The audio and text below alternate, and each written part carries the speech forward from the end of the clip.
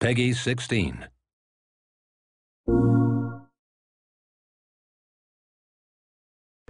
I'm Christian Sadek, Senior Designer for Zipper Interactive. Today we'll be exploring the various ways you can enjoy our first PlayStation Vita title, Unit 13. In this video, I'm going to talk to you about all 5 of our game types and explain the rules and gameplay differences that make each method of play fun and exciting. Direct Action is the first game type unlocked on the mission grid, and will be the first game type you'll get to play. Direct Action missions are definitely the longest game type in Unit 13 and don't have any special restrictions.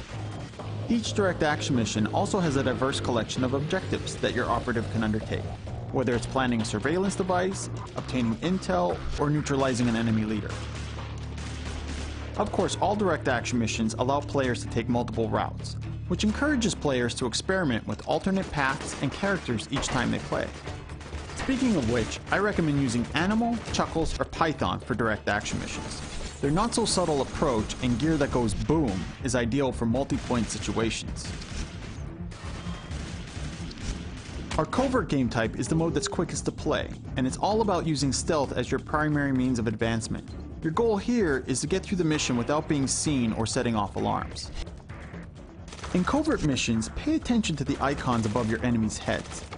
If you haven't been spotted, but a bad guy has seen or heard something, then a suspicious icon appears over their head.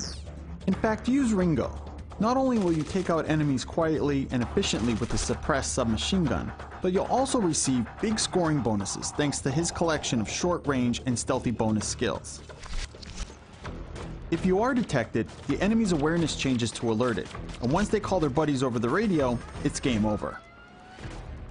That's why it's important to eliminate the enemies that see you before they can call any alarm. Do that and you're in the clear. It should be noted that if you're spotted by an enemy camera, you'll have to take it out quickly or risk failing the mission.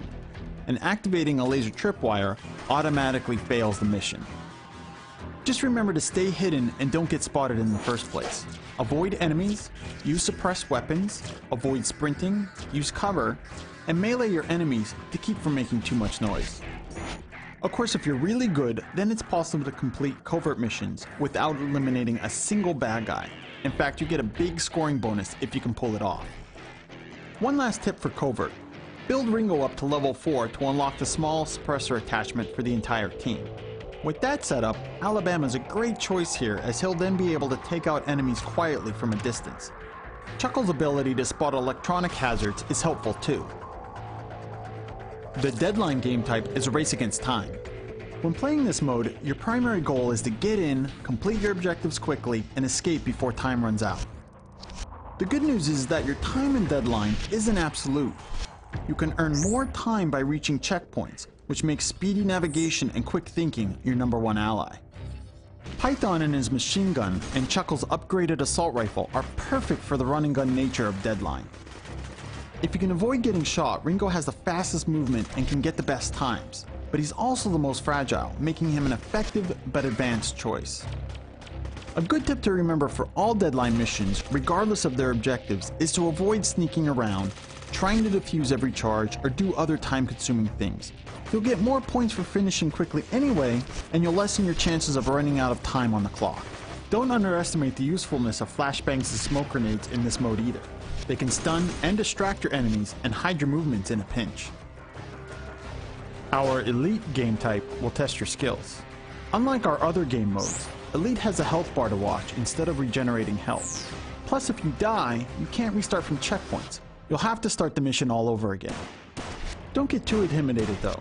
Elite missions aren't as long as some of the other game types, and your health refills when you hit the checkpoints. Just remember to avoid getting hit. More health at the checkpoints means more bonus points when you're done.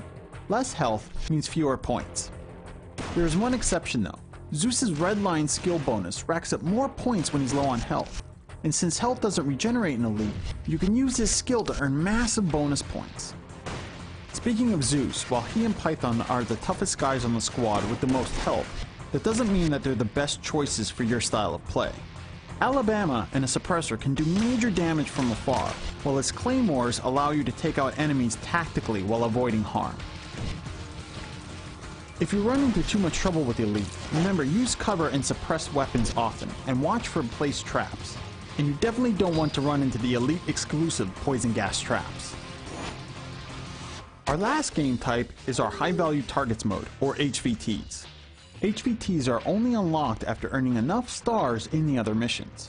High Value Targets are the supreme enemy leaders, the worst of the worst, and they need to be eliminated. Though your health regenerates as normal in the HVT game type, there aren't any checkpoints to save you on your way to each leader. And like Elite, these missions aren't going to be easy. They're highly challenging and offer unique boss battles at the end, unlike our other missions. Win an HVT mission and you'll have plenty to brag about to your friends. And you'll be able to share that mission using the PlayStation Vita's Near feature. But we'll be back with more on what you can do with Near, and also explore Unit 13's unique feature set in regards to sharing and competing with your buddies. Until next time, my name is Christian Sadak. Thanks for watching.